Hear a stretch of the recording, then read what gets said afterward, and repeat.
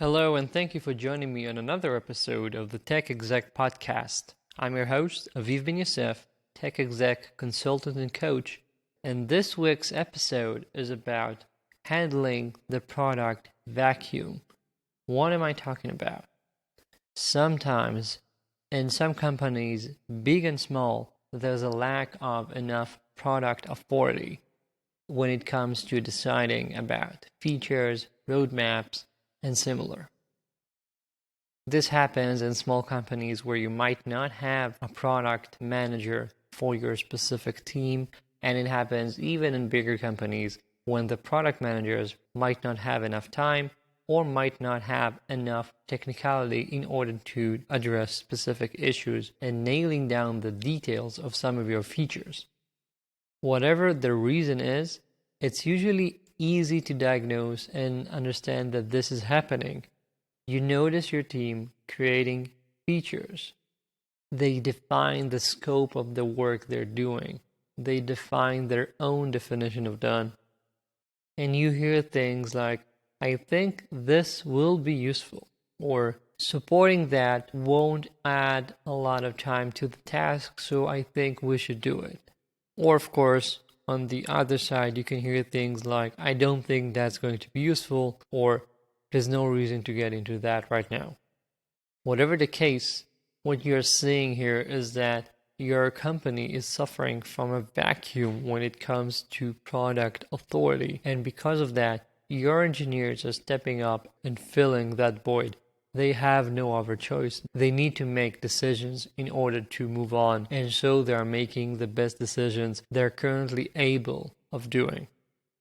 The reason you should care as the leader of this organization is because real product managers actually have value.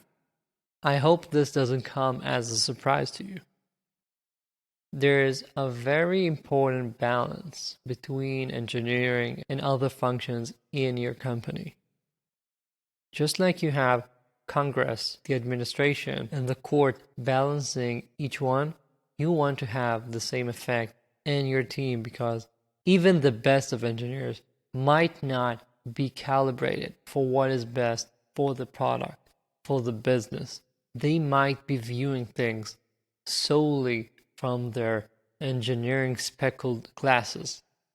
And that is why you have to understand that if you have this kind of void, things might not be ideal and you need to act. Acting here means that you need to understand how will you push to get this equilibrium established in your team. Easiest might be let's hire more product people.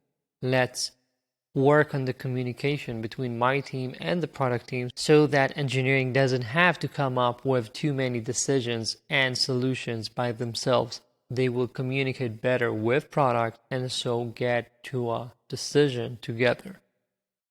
Or you might need to work with your people so that they understand what are the real product needs and what should they be doing in order to achieve impact as fast as possible when it comes to business impact. Without this balance, you will see that your people might be investing too much into things that do not matter for the business. They might be making features more complex.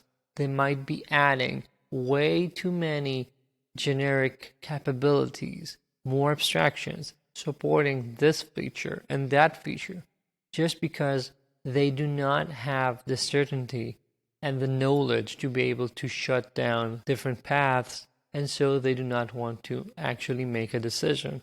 They make a decision to support everything. On the other hand, you might have engineers who are calibrated all the way to the other side. They do not want to look more than the next week ahead. They only focus on the specific task they were given, and so they might miss out on opportunities to build features in a way that would support your ongoing progress a bit farther down the road.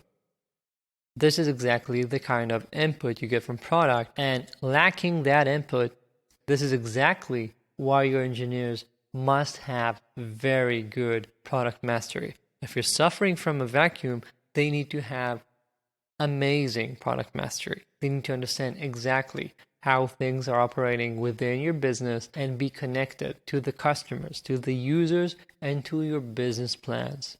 I have a full episode about product mastery, and you can find a link in the show notes. But this boils down to having engineers that you can trust to know how they should be doing things in order to achieve impact, in order to see the business outcomes, and not simply doing work because that's the kind of work that they think is interesting or that allows them to use the new tool they were eyeing, or doing something a bit more generic only to make sure they do not have any regrets down the road.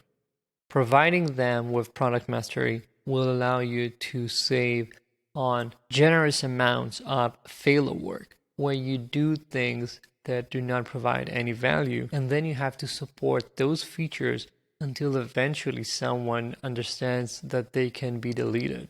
Without that, you end up building more and more features that no one is going to be using for a long while, or you might be building features that essentially do not touch on your customers' needs. They are just what some engineer thought makes sense. My motto is to always say you want to make sure that your engineers are delivering high business impact every moment possible. You cannot achieve that if they do not have the focus lens that allows them to understand how to make those decisions. If those decisions are up to them, it is up to you to provide them with the right framework to understand what decision is the right decision at every fork in the road. Not doing that means that you accept that they will get lost, following the wrong paths. So the next time that you hear someone discussing a feature and its scope without actually getting those definitions from product, take a second. I hope this podcast will help you get a tingling in your spidey sense and understand that you need to be more involved in that specific scenario. Maybe it's that specific team, maybe it's that specific project, and maybe it's the communication between that specific lead engineer and their product manager. But understand that this is where you need to be injecting yourself in order to prevent failure work and to push forward for the best impact delivered by your team. That's it for this week. I hope you're filling up your vacuums. As always, I'm reminding you that the Change Catalyst, my weekly newsletter, is coming out every Thursday with 3 exclusive insights for tech execs I'm not sharing anywhere else. Sign up on the link in the show notes. Thank you for joining me, and talk to you soon.